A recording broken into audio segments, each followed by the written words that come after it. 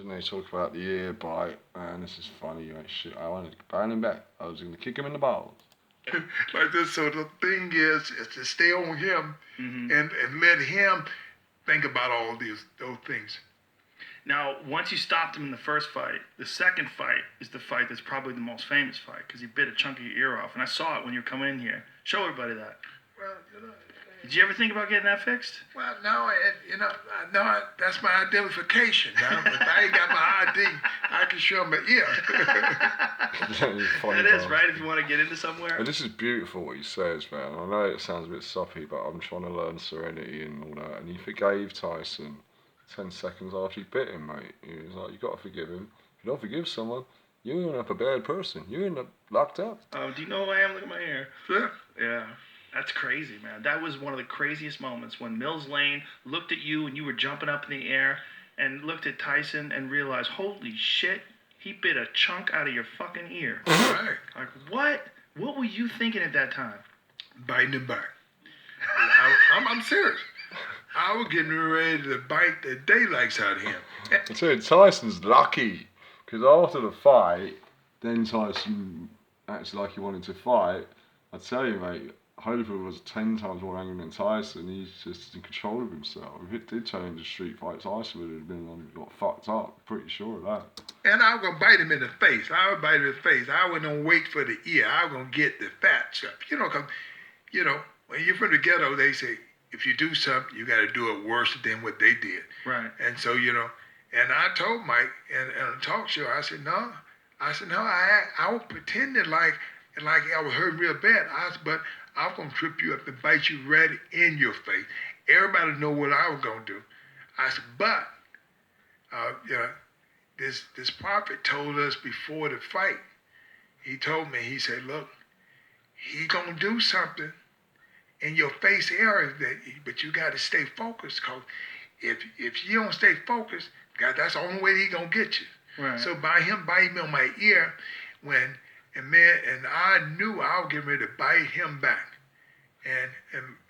But my corner person started telling me, keep my mind on the Lord. And because the prophet told me, he said, only way he can get you to get your mind, he gonna do something to you. Right. And I thought he gonna hit me with elbow, headbutt, anything like that. But I never ever thought in my life he would bite me on the ear. And bite a chunky ear off. And it hurt so bad. And people tell me, how bad did it hurt? I said, did you see how high I jumped?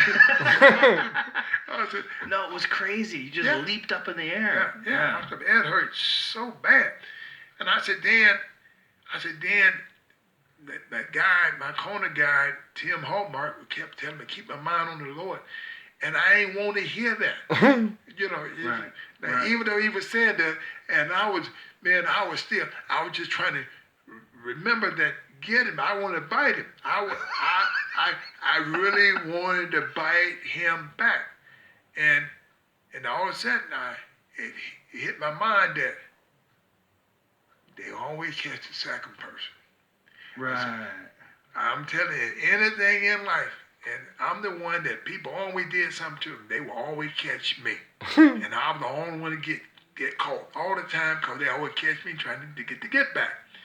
So revenge is the Lord. So you don't go get back because you're going to get caught.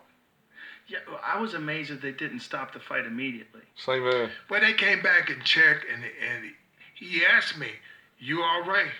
And I said, yeah, 'cause I at least wanted to hit him. Right. I really wanted to hit him. I was really upset. But he tried to bite you twice, right? Well, yeah, he bit me twice. He bit you twice. He bit me when we went back in, and he thought I was going to be scared. And he seen I caught him with these 2 shots, and he bit me again. Man, and I jumped back, and I was just getting ready to kick him in the balls. and the bell rung, and I went back to the corner, boy, and I was so doggone mad. I was really going to get him. And they stopped the fight. Yeah. And then I got mad because they stopped the fight. That's the thing, like Tyson got brave after the fight and tried to get him when everyone jumps in the ring. He's lucky, mate, that Holyfield didn't get hold of him. Like, Tyson's an animal, but fucking Holyfield, mate. if you think you can whoop me, I mean, why can't whoop with the gloves on? This is a boxing match. But like, so fuck, my mind's on Holyfield if it was an out-and-out street fight, mate. Fucking hell. Because you were going to get him. I wanted to get him back. Well, it seemed like he thought that you were going to get him, and he was trying to find a way out. Well, That's the only thing that made sense. well, yeah. But the thing is, only thing that I guess with me and what I stand on is that I was able to forgive him. And Yeah. that has been the turnaround in my life to tend to make people always wonder about the ear bite. And I said, but I forgave him. And everybody said, so what's special about that? I said, but everywhere I go around the world, with the Muslims, whatever, and people say, wow, this guy can forgive. How can you forgive when you already beaten the guy? Yeah. I said, but it's what life have to be if you're gonna survive with even your brothers and sisters. Because if you don't forgive nobody, you're gonna be a mad person. You're gonna find yourself locked up. Right, right. And it's going to haunt you. Whereas Yes. if you forgave him, it took a weight off your shoulders. Yeah, Mike and I, we do a lot of things together because the forgiveness part. It's cool to see you two together now. I mean, when I have seen things that you've done together, I'm like, wow, it's crazy. Like after he bit you, those crazy fights, and to see you together,